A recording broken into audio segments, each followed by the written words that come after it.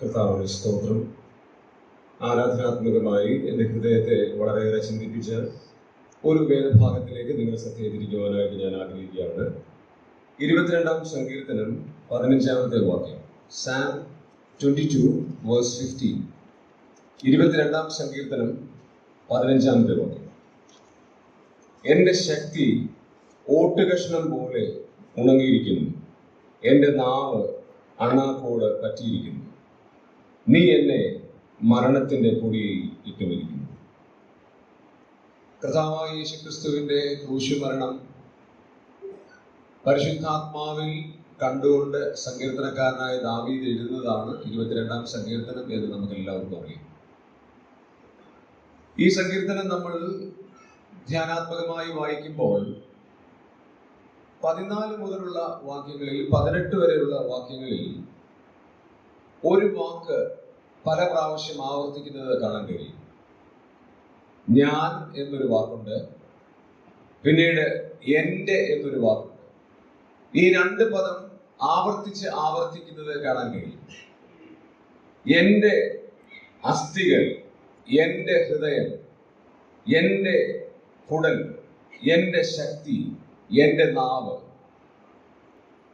എന്നാൽ 15-ാം വാക്യത്തിലേക്ക് വരുമ്പോൾ അവിടെ ദൈവത്തിന്റെ ആത്മാവ് കർത്താവായ യേശുക്രിസ്തുവിനെ ഭാവിയിൽ കണ്ടുകൊണ്ട് പറയുമ്പോൾ എഴുതുകയാണ്, എൻ്റെ ശക്തി ഓട്ടുകഷ്ണം പോലെ ഉണങ്ങിയിരിക്കുകയാണ്. കർത്താവായ യേശുക്രിസ്തു 33.5 വയസ്സുള്ള നല്ല ഒരു യുവാവായിരുന്നു. ആരോഗ്യ ദൃഢഗാത്രനായിരുന്നു, സൗന്ദര്യവാനായിരുന്നു, സംശയമൊന്നുമില്ല. പക്ഷേ പ്രവചനാത്മാവ് എഴുതുകയാണ്, യേശുവിന്റെ ശക്തി ഓട്ടുകഷ്ണം പോലെ ഉണങ്ങിയിരിക്കുന്നു. എന്താണ് ആ ഉപമാനം അവിടെ ഉപയോഗിക്കാനായിട്ട് കാരണം? ഓട്ടുകഷ്ണത്തോട് താരതമ്യപ്പെടുത്താൻ കാരണം എന്താണ്? അതിന്റെ ഒരു പശ്ചാത്തലമാണ് നമ്മെ ഏറ്റവും അധികം കർത്താവിനോട് അടുപ്പിക്കാൻ കാരണമായി തീരുന്നത്. ഞങ്ങളുടെ നാട്ടിലൊക്കെ ഈ കുശവന്മാര് കലങ്ങൾ ഉണ്ടാക്കും. ആ കലങ്ങൾ ഉണ്ടാക്കിയിട്ട് അതിനെ ഏറ്റവും വലിയ ഒരു ഓവനിലേക്ക്, ഒരു തീജ്വാലയിലേക്ക് കടത്തിവിടും. എന്നിട്ട് ഈ കലത്തിന്റെയോ ചട്ടിയുടെ സൈഡൊക്കെ ചിലപ്പോൾ ഒരു ഭാഗമോ 2 ഭാഗമോ ഒക്കെ അല്പം വ്യത്യസ്തമായിട്ടിരിക്കുകയാണ്, ഷേപ്പ്ലെസ് ആയിട്ടിരിക്കുമ്പോൾ അതിനെ ആ കുശവൻ കൈകൊണ്ട് തന്നെ തട്ടി ആ അഗ്നിയിൽ നിന്ന് എടുക്കുമ്പോൾ തട്ടി അവിടെ ഇടും. അത് എടുത്താൽ അതിന് ഷേപ്പ് കിട്ടില്ല. അതുകൊണ്ട് അതിന്റെ അഗ്രമൊക്കെ തട്ടി ആ ഓവന്റെ സൈഡിലിടും. അടുത്ത കലം ആ ഓവനിലേക്ക് വെക്കുമ്പോഴും ആ ഓട്ടുകഷ്ണം അവിടെ തന്നെ കിടക്കുകയാണ്, കാരണം അത് മാറുന്നില്ല. അടുത്ത കലം വെച്ചു, അത് എടുത്തു, വീണ്ടും കലം വെച്ചു, അതെടുത്തു, പക്ഷേ ആ ഓട്ടുകഷ്ണം സ്റ്റിൽ അത് അപ്പം തന്നെ അവിടെ ഇരിക്കുകയാണ്. അത് പല ആവർത്തി ചൂടായി അത് ഏറ്റവും ഉണങ്ങി അതിന്റെ യാതൊരു ഗുണവും ഇല്ലാത്ത രീതിയിൽ ആ ഓട്ടുകഷ്ണം മാറുന്ന ഒരവസ്ഥയാണ്. ആരും അതിനെ പരിഗണിക്കുന്നില്ല. പണിയെല്ലാം കഴിഞ്ഞ് കുശവൻ ഒരു ചെറിയ ചൂല് കൊണ്ട് ആ ഓട്ടുകഷ്ണം എല്ലാം എടുത്ത് മാറ്റും. പക്ഷെ അതുവരെയും ആ അത്യുഷ്ണമായ ചൂടിൽ ആ ഓട്ടുകഷ്ണം അവിടെ വെന്ത് ഉരുകുകയാണ്. അതിനകത്ത് ഒരു തുള്ളി വെള്ളം പോലും ഇല്ലാതെ അത് ഏറ്റവും കഠിനമായ ചൂടിൽ അത് അത്യുഗ്രമായി വേവുകയാണ്. അടുത്ത കലം വെക്കുമ്പോഴും ആ പ്രോസസ് കണ്ടിന്യൂ ചെയ്തുകൊണ്ടിരിക്കുകയാണ്. ഇവിടെ കർത്താവിനെ കുറിച്ച് പറയാണ്, എൻ്റെ ശക്തി ആ ഓട്ടുകഷ്ണം പോലെ ഉണങ്ങി. ഓരോ ദൈവക്രോധാഗ്നിയും നമ്മുടെ ഓരോരുത്തരുടെയും പാപം തന്റെ ശരീരത്തിന്മേൽ വഹിച്ചപ്പോൾ, എല്ലാ വേദനകളും വഹിച്ചപ്പോൾ ഓർക്കേണ്ട ഏറ്റവും വലിയൊരു കാര്യം, ആ ഓട്ടുകഷ്ണം പോലെ ശക്തി ക്ഷയിക്കുന്നവനായിരുന്നു. ഇനി അതിനേക്കാളും വലിയൊരു കാര്യം അവിടെ എന്നെ സ്പർശിക്കാനിടയായി.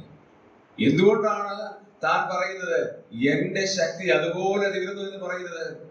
നമുക്കറിയാം, നമുക്ക് എടുക്കാൻ പറ്റാത്ത ഒരു ഭാരം നമ്മുടെ മേൽ വെച്ച് നമ്മളെ കുറച്ചു നേരം മുമ്പോട്ട് നടത്തിയാൽ അത് നമുക്ക് താങ്ങാൻ പറ്റാത്തത് കൊണ്ട് നമ്മുടെ ശരീരം ക്ഷീണിക്കുക സർവ്വസാധാരണമാണ്. പരിശുദ്ധനായ, യാതൊരു ദോഷവും ചെയ്യാത്ത, നിഷ്കളങ്കനായ, നീതിമാനായ കർത്താവായ യേശുക്രിസ്തുവിന് മേൽ സർവ്വലോകത്തിന്റെയും പാപം, നമ്മൾ ഒരു ദിവസം ചെയ്യുന്ന പാപം തന്നെ കൗണ്ട്ലെസ് ആണ്. അങ്ങനെയാണെങ്കിൽ നമ്മളുടെ ഒരാളുടെ പാപമല്ല, ഈ ലോകത്തിൽ ഇതുവരെ ജനിച്ചു വീണ മരിച്ചുപോയ ആളുകൾ, ഇന്ന് ജീവിച്ചുകൊണ്ടിരിക്കുന്ന ആളുകൾ, ഇനി ഭാവിയിൽ ജനിക്കാൻ പോകുന്ന ആളുകൾ, അങ്ങനെയുള്ള മുഴുവൻ ആളുകളുടെയും പാപം കർത്താവായ യേശു ക്രിസ്തുവിൽ ചുമത്തിയപ്പോൾ തന്റെ ശക്തി ക്ഷയിച്ചു. അത് മാത്രവുമല്ല, അത് ഓട്ട് കഷ്ണം പോലെ എനിക്കും നിങ്ങൾക്ക് വേണ്ടി അതിദാരുണമായി അർപ്പപ്പെട്ടു.